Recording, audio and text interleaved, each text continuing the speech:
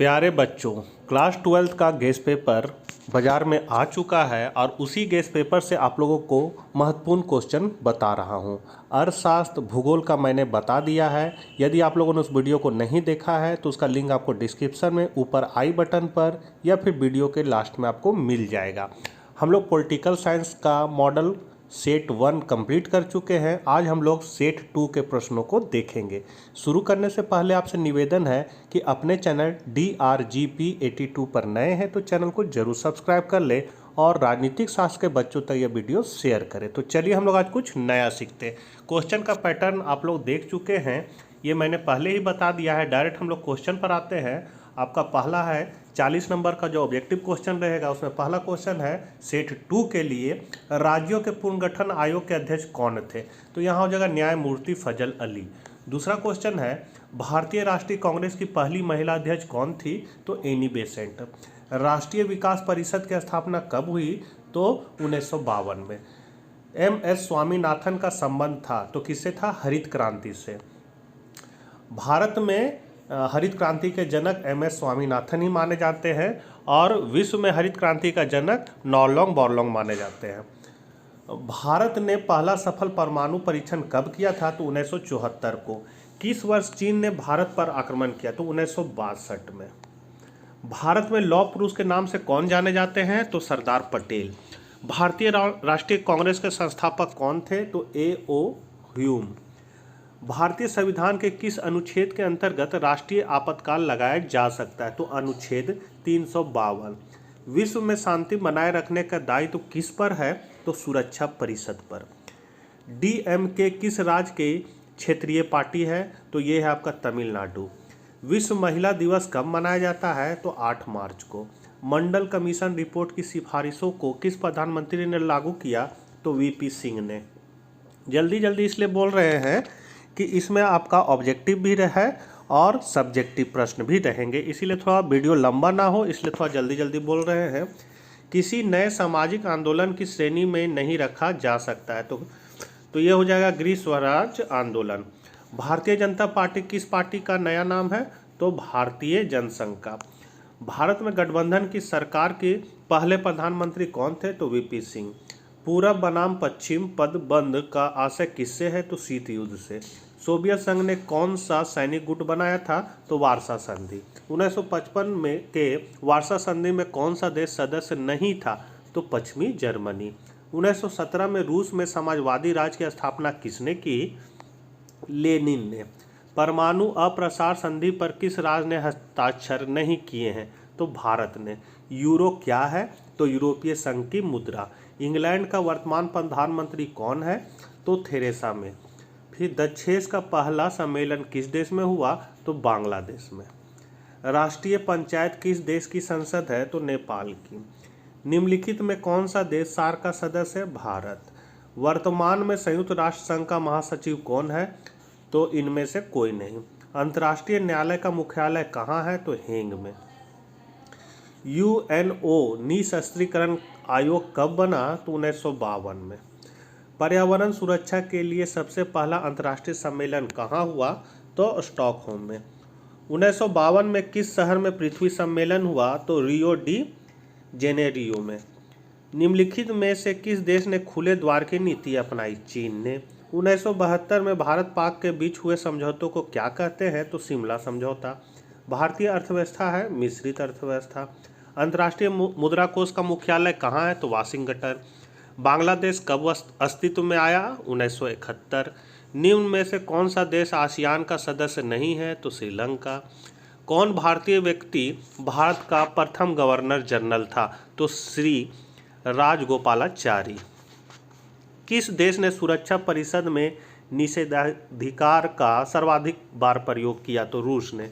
योजना आयोग को भंग कर कौन सा आयोग बना। तो नीति आयोग। तो ये थे 40 ऑब्जेक्टिव क्वेश्चन। अब हम लोग अति लघु उत्तरीय प्रश्न को देखेंगे। क्वेश्चन का संख्या 7 रहेगा, आपको बनाना रहेगा 5। पहला क्वेश्चन है बर्लिन की दीवार किस बात का प्रतीक थी। तो ये थी पूंजीवादी व समाजवादी दुनिया के विभाजन का प्रतीक थी। फिर भाग्य वधु से चिर प्रतीक्षित भेंट भाषण किसके द्वारा दिया गया। तो जवाहरलाल नेहरू द्वारा। वामपंथी विचारधारा से आप क्या समझते हैं। तो तो यह विचारधारा निर्धन एवं पिछड़े सामाजिक समूह की तरफदारी करती है एवं इनको लाभ पहुंचाने वाली सरकारी नीतियों का समर्थन करती है। चिपको आंदोलन क्यों चलाया गया था? तो यह पेड़ या वनों की कटाई को रोकने के लिए चलाया गया आंदोलन था। सोवियत खेमे के देशों का नाम लिखिए। तो सोवियत संघ, पोलैंड, हंगरी, रोमानिया, पूर्वी जर्मनी। खतरनाक दशक किसे कहा गया है? तो 1960 के दशक को। क्यूबा मिसाइल संकट के समय सोवियत संघ के नेता कौन थे? तो निकिता ग्रुश्चेव। अब लघु उत्तरीय प्रश्न है। पहला 8वां नंबर क्वेश्चन है, शीत युद्ध से क्या अभिप्राय? तो शीत युद्ध से हमारे अभिप्राय उस अवस्था से है जब दो से अधिक देशों के मध्य तनावपूर्ण वातावरण तो हो लेकिन वास्तव में कोई युद्ध ना हो। द्वितीय विश्व युद्ध के बाद संयुक्त राज्य अमेरिका तथा सोवियत संघ वर्तमान रूस के बीच युद्ध तो नहीं हुआ लेकिन युद्ध जैसी स्थिति बनी रही। यह स्थिति शीत युद्ध के नाम से जानी जाती है। इन दोनों के मध्य लंबे समय तक तानातानी का माहौल बना रहा तथा ऐसा लगता था मानो युद्ध होगा, किंतु ऐसा हुआ नहीं। 9वां नंबर क्वेश्चन है, 1989 में बर्लिन की दीवार के ढहने को द्विध्रुवीयता का अंत क्यों कहा जाता है? तो द्विध्रुवीयता के दौर में जर्मनी दो भागों में विभाजित हो गया था, जहां पूर्वी जर्मनी साम्यवादी सोवियत संघ के प्रभाव में तथा पश्चिमी जर्मनी संयुक्त राज्य अमेरिका के प्रभाव में था। सन 1989 में बर्लिन की दीवार के ढहने के पश्चात ही संपूर्ण विश्व में से सोवियत संघ का प्रभाव भी समाप्त हो गया तथा अब तक दो ध्रुवों में विभाजित विश्व हो गया। इसी कारण बर्लिन की दीवार का ढहना दो ध्रुवीयता के अंत के रूप में जाना जाता है। अगला है साप्टा क्या है, संक्षेप में बताएं। तो साप्टा का पूरा नाम है दक्षिण एशिया मुक्त व्यापार क्षेत्र। तो दक्षेस के सदस्य देशों ने फरवरी 2004 में साप्टा समझौता पर हस्ताक्षर किए। यह समझौता 1 जनवरी 2006 से प्रभावी हो गया है। इस समझौते के तहत दक्षेस देशों के बीच आपसी व्यापार में लगने वाले सीमा शुल्क को कम करने का लक्ष्य था। इस समझौते से दक्षिण एशिया के देशों को व्यापारिक लाभ प्राप्त हुए। 11 नंबर क्वेश्चन है, शक्ति संतुलन बनाए रखने के 2 उपाय बताएं। तो पहला है गठबंधन बनाना। शक्ति संतुलन बनाए रखने का प्रमुख तरीका गठबंधन बनाना है। कोई देश अन्य देश या देशों से गठबंधन करके अपनी शक्ति को बढ़ा लेता है, फलस्वरूप क्षेत्र विशेष में शक्ति संतुलन बना रहता है। दूसरा है शस्त्रीकरण व निशस्त्रीकरण। तो शक्ति संतुलन शस्त्रीकरण द्वारा ही बनाए जा सकते। एक राष्ट्र शक्ति संतुलन बनाए रखने के लिए दूसरे राष्ट्रों से सैनिक शस्त्र प्राप्त कर सकता है। वर्तमान समय में शस्त्रीकरण की दौड़ संपूर्ण विश्व पर महाविनाश का खतरा मंडरा रहा है। फलस्वरूप आज शस्त्रीकरण को छोड़कर निशस्त्रीकरण पर बल दिया जाने लगा है। 12वां नंबर क्वेश्चन है, एकल प्रभुत्व वाली दल प्रणाली की हानियां बताएं। तो पहला है एक दलीय व्यवस्था लोकतंत्र की सफलता और विकास हेतु उचित नहीं है। दूसरा है प्रभुत्वशाली दल शासन का संचालन तानाशाही पूर्ण तरीके से करने लगते हैं जिससे शक्ति का दुरुपयोग होता है। तीसरा है इस व्यवस्था में विरोधी दल कमजोर होते हैं अतः सरकार की आलोचना प्रभावशाली ढंग से नहीं हो पाती है। चौथा है इस व्यवस्था के तानाशाही व्यवस्था में बदलने का भय होने के कारण जनता के अधिकार व स्वतंत्रताओं पर अंकुश की संभावना रहती है। 13 नंबर क्वेश्चन है, सोवियत संघ के पतन के कोई 2 परिणाम बताएं। तो पहला परिणाम है सोवियत संघ के पतन के कारण अमेरिकी गुट व सोवियत गुट के मध्य चला आ रहा शीत युद्ध समाप्त हो गया। दूसरा है शीत युद्ध के समाप्त होने से परमाणु हथियारों की होड़ भी समाप्त हो गई तथा एक नई शांति की संभावना का जन्म हुआ। 14 नंबर क्वेश्चन है, क्योटो प्रोटोकॉल पर संक्षिप्त टिप्पणी लिखिए। तो सन 1997 में जापान के क्योटो शहर में एक सम्मेलन का आयोजन किया गया जिसे क्योटो प्रोटोकॉल कहा जाता है। यह एक अंतर्राष्ट्रीय समझौता है। इसके अंतर्गत औद्योगिक देशों के लिए ग्रीन हाउस गैसों के उत्सर्जन को कम करने के लक्ष्य निर्धारित किए गए हैं। विकासशील देशों में ग्रीन हाउस गैसों का प्रति व्यक्ति उत्सर्जन अपेक्षाकृत कम होने के कारण चीन, भारत एवं अन्य विकासशील देशों को क्योटो प्रोटोकॉल की बाध्यताओं से अलग रखा गया है। अब दीर्घ उत्तरीय प्रश्न 15वां नंबर क्वेश्चन है, नेपाल में लोग अपने देश में लोकतंत्र को बहाल करने में कैसे सफल हुए। यहाँ हो जाएगा बहाल करने में कैसे सफल हुए।